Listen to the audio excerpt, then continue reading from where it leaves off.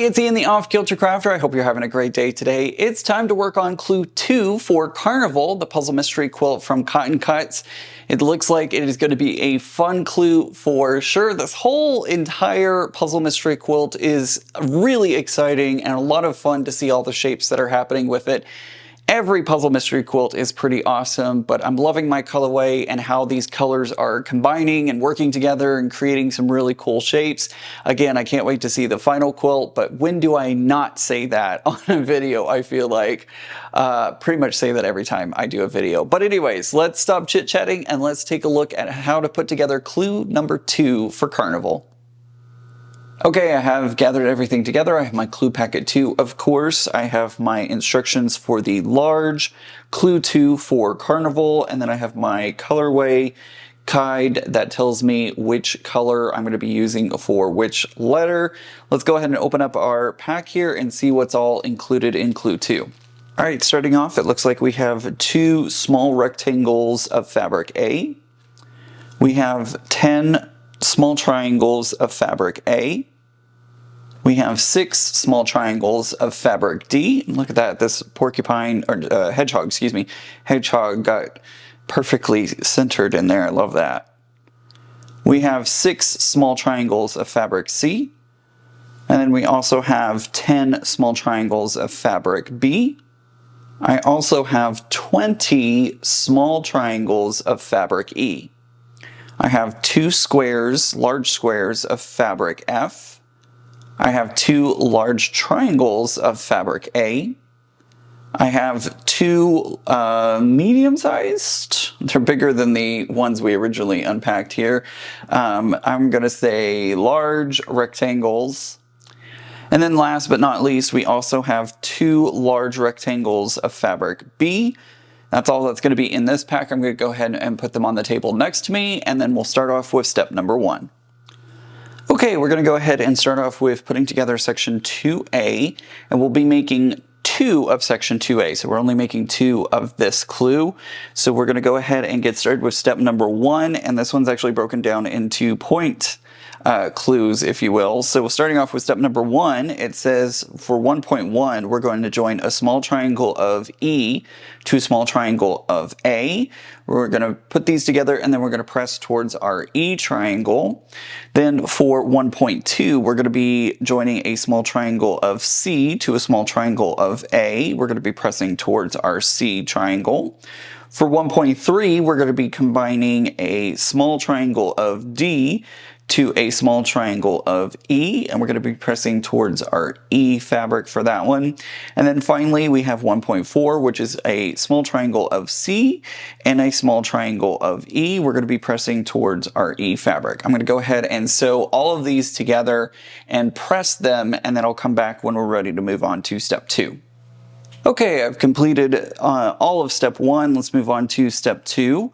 For step 2, it says for 2.1, we're going to sew a 1.1 to the top of a 1.2. We're going to put these together and create kind of a flying geese shape. Then for 2.2, it says to sew a 1.3 to the top of a 1.4. So we're going to sew these together like this. And it feels a little weird because we've got this like disjointed E fabric, but you've got it correct if it looks like this. And then for step 2.3, we're going to join 2.2 to the right of a 2.1. So we're going to put it all together in a block form that looks like this. Our C fabric on the lower half is going to match up. Our E fabric on the top half is going to match up. And it should look something like this when we're all done. I'm going to go ahead and sew all these together, and I'll come back and press them out. All right, I have finished putting all that together. I am pressing towards the kind of the direction of the arrow that's being formed here. So you're pressing it towards the left side. So there we go. That's what I have done. It does want to fight me a little bit because there are a lot of bulky areas in this one. So that's what it looks like when it's all said and done. Let's move on to step number 3. Okay, moving on to step number 3. We've set aside step number 2. We're going to move on to step 3, which says 3.1 says to sew a small B triangle to the top right of a large A triangle. We're going to press that out, and then we're going to add a small E triangle to it. So we're making a flying geese with our B and E, B being on the right, E being on the left. And then we're going to finish out, we're going to press that towards away from the A, we're going to press away from the A. And then moving on to step 3.2, we're going to attach a rectangle of A to the top. So we're going to be actually flipping this around. So when it's all said and done, we're going to flip it around. This is a great demo for everyone, but whenever we get it all put together, it's going to look like this when we're all done. So we'll have our B, when the A fabric points downwards, our B will be on the left, our E will be on the right, A in the center, and then of course our A rectangle on the top. I'm going to go ahead and put this together, and you'll see what this looks like when it all comes together, but I'm just not going to stop in between 3.1 and 3.2. I'll come back when I've put all of it together and I'm doing the final press. All right, I have sewn all of that together. We're pressing towards our large A rectangle, medium A rectangle, whatever they called this part. They added a small, no, then attach a rectangle. It just says rectangle. So I don't know if it's big or small or whatever it is, but it is a rectangle. I'm pressing towards my rectangle to finish this out. There we go. I have completed steps 3.1 and 3.2. Let's go ahead and move on to step number 4. Okay, moving on to step number 4, it says to rotate step 3.2 so that A rectangle is on the right, then join step 2.3 on the right of step 3. We're going to make 2 of these. So basically all we're doing is aligning our A fabric so that way we have this chevron shape that we're forming. I'm going to go ahead and sew these together, and I'll come back when it's time to press it out.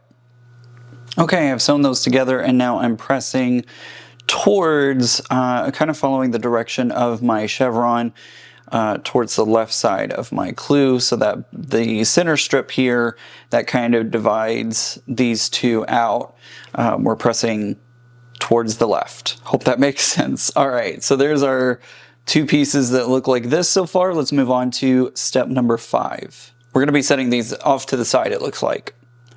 Okay, moving on to step number 5, it says to join a small triangle of E to a small triangle of B, and we're going to make 2 of these. So I'm only going to be making 2 of these half square triangles, and then we'll move on to step number 6. Okay, I have gone ahead and pressed those. We're pressing towards our E. Let's move on to, oh, I forgot, it actually goes like this. There we go. Now it looks like the clue on the page. All right, let's move on to step number 6. All right, moving on to step number 6, it says to join a square of F to the left of a rectangle of B, and then we're going to add step 5 to the right. So we're all going to match these up. Our B fabric should match up together, so it has that kind of, looks like it fits there basically. So I'm going to go ahead and sew all this together, and I'll come back when it's time to press it out. Okay, I have sewn both of those together. I'm now pressing outwards from the B rectangle in the center. So we're pressing away from that, and there we go. I have completed 2 of those. Let's move on to step number 7. All right, we have set aside step 6. We're moving on to step 7. Several point steps here. Starting off with 7.1, it says to join a small triangle of E to a small triangle of D. We're going to do this 2 times. For 7.2, we're going to join a small triangle of A to a small triangle of E. Then for 7.3, we're going to join a small triangle of C to a small triangle of A. And then we're going, for 7.4, we're going to sew 7.1 to the left of a 7.2. So we have our 7.1, and we're going to put it on the left side of a 7.2. So we're going to sew these together like this.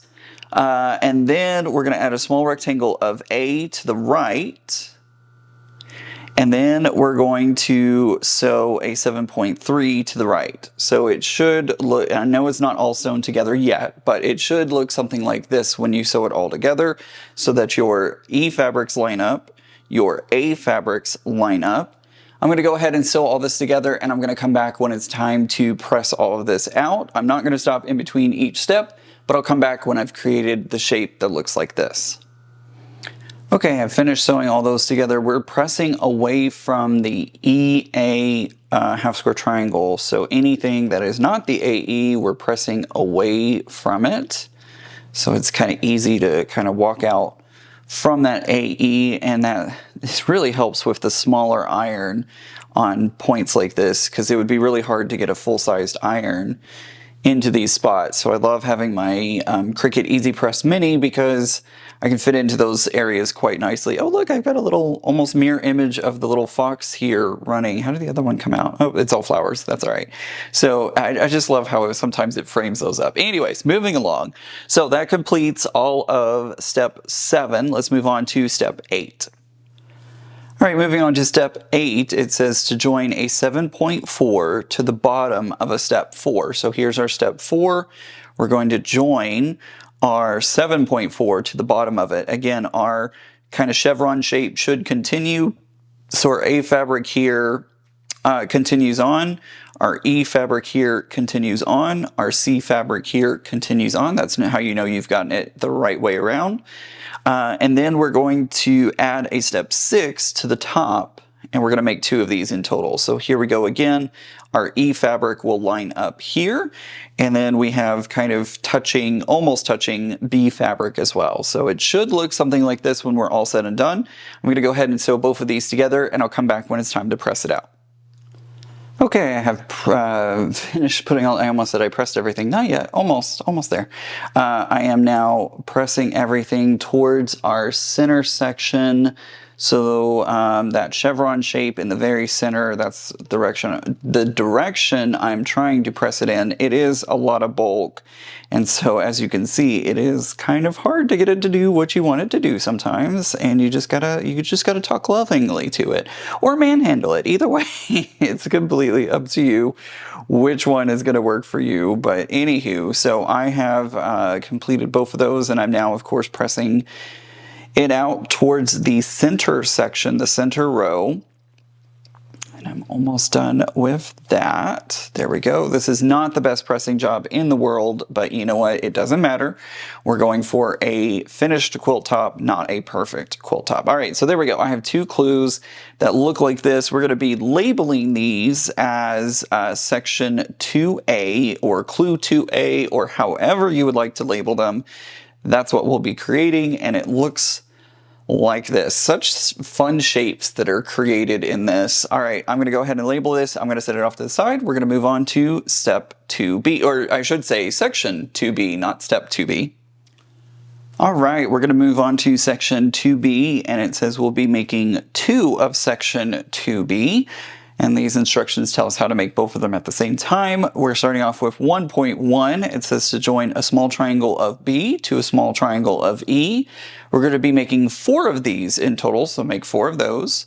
Then for 1.2, we're going to join a small triangle of E to a small triangle of D, and we're going to make 2 of those. And then for 1.3, we're going to join a small A triangle to a small B triangle, and we're going to make 2 of those in total. I'm going to go ahead and sew all these together, and I'll come back when it's time to move on to step 2. All right, moving on to 2.1, it says to sew a 1.1 to the top of a 1.2. So it's going to look like this for step 2.1. And then moving on to 2.2, we're going to sew a 1.3 on top of a 1.1. And you'll know that you've lined them up correctly because our E fabric lines up and our B fabric lines up.